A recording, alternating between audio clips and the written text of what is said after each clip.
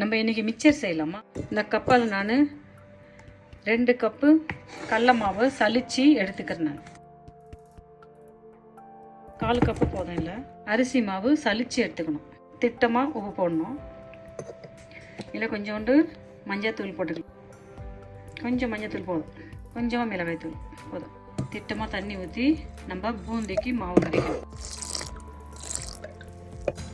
இதான் இதோடைய பதம்.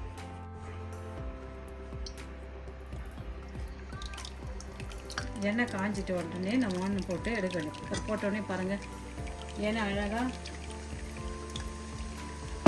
காரை பொந்தி பொங்கி வரும்.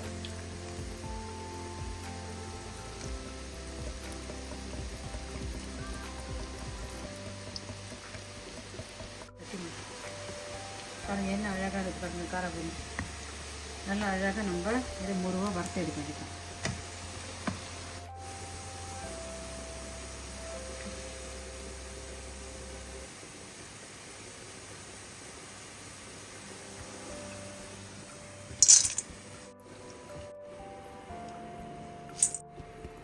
நல்லா அழகாக ஊற்றுறாங்க. தோசை மாப்பிள்ளை தான் இது.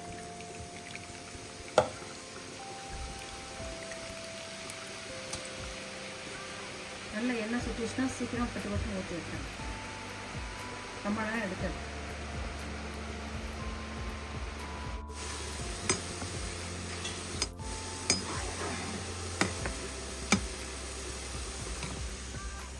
அது என்ன அழகான காரை பொந்தி ரெடி ஆகிடுச்சு. இப்போ நம்ம இருக்கிறதெல்லாம் வறுத்து எடுத்துட்டு இப்போ நம்ம இதை எடுத்துக்கலாம். இப்போ நம்ம வந்து ஓமப்பொடி செய்ய போகிறோம் மிச்சருக்கு. பாருங்கள், இந்த கப்பில் நான் 2 கப்பு கடலை மாவு எடுக்கிறேன்.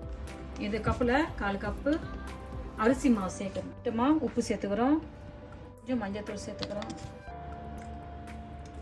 கொஞ்சம் காஞ்ச மிளகாய் சேர்த்துருக்கோம். ஓமம் ஊற வச்சுக்கிறேன் தண்ணியில். அந்த ஓமத்தை இதில் ஊற்றி ஃபில்ட்ரு பண்ணிக்கிறேன். 1 ஸ்பூன் போட்டு ஊற வச்சுருந்தேன். சூடான எண்ணெய் கொஞ்சம் ஊற்றிக்கிறேன். வாசனைக்காக கொஞ்சம் பெருங்காயத்தூள் சேர்த்துக்கிறேன். நான் ஜென்டிலாக கலக்கும் பேசிக்கிறேன். சூடாக கொஞ்சம் எண்ணெய் திட்டமாக நிறைய எண்ணெய் தண்ணி ஊற்றக்கூடாது. கொஞ்சம் கொஞ்சமாக ஊற்றி நம்ம இதை நல்லா அழகாக பிசைஞ்சிக்கலாம்.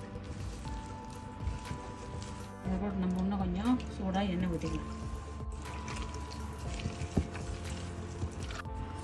இது அதோடைய பக்கம் பார்த்துங்க.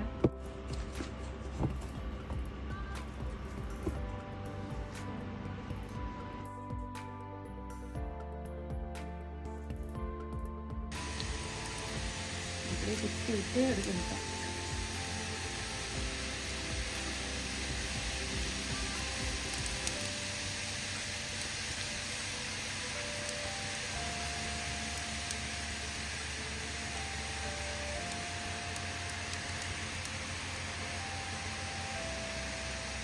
இந்த சைடில் நம்ம அழகாக முறுக்கு சுற்றி எடுக்கணும்.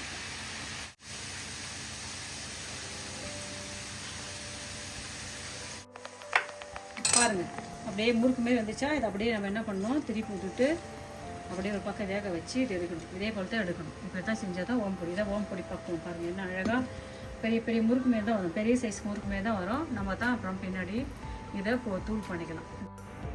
பாருங்கள், என்ன அழகான ஒரு ஓம்பொடி நம்ம எடுத்து பூந்தி செஞ்சுட்டோம். இப்போ வந்து நம்ம கொஞ்சம் அதே எண்ணெயில் கொஞ்சம் முந்திரி பயிறு போட்டு வறுத்துக்கிறோம்.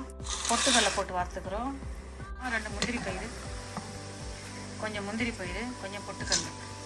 ஓமப்பொடி நம்ம அழகாக உடைச்சி விட்டுக்கலாம். ஓமப்பொடி அழகாக உடச்சி விட்டுக்கலாம். காராச்சி ஓமப்பொடியெல்லாம் அழகாக ஒரு பக்கம் வைக்கணும். பாருங்கள், நான் வந்து அவுள் போட்டுக்கிறேன், முந்திரி பயிர் போட்டுக்கிறேன், பொட்டுக்கடலை போட்டுக்கிறேன். பிடிச்ச பயிறுகளை நைட்டில் ஊற வச்சுட்டு காலையில் எடுத்து அதை தண்ணி இல்லாத வடிகட்டி அதை வறுத்து நம்ம போட்டுக்கலாம். நம்ம விருப்பம்தான். இன்றைக்கி நான் வெறும் சிம்பிளாக இந்த காரா பூந்தி செஞ்சுட்டு, இந்த ஓமப்பொடி செஞ்சுட்டு, கொஞ்சம் முந்திரி பயிர் வறுத்து போட்டுக்கிறேன், கொஞ்சம் அவுள் வறுத்து போட்டுக்கிறேன், பொட்டுக்கடலை வறுத்து போட்டுக்கிறேன். இதான் சிம்பிளாக செஞ்சுருக்கிறேன். உங்களுக்கு என்ன தேவையோ அதை நீங்கள் கொறிச்சி போட்டு சாப்பிட்லாம். இதை நீங்கள் ஒரு முறை வீட்டில் ட்ரை பண்ணி பார்த்துட்டு எனக்கு சொல்லுங்கள். பாய், தேங்க்யூ.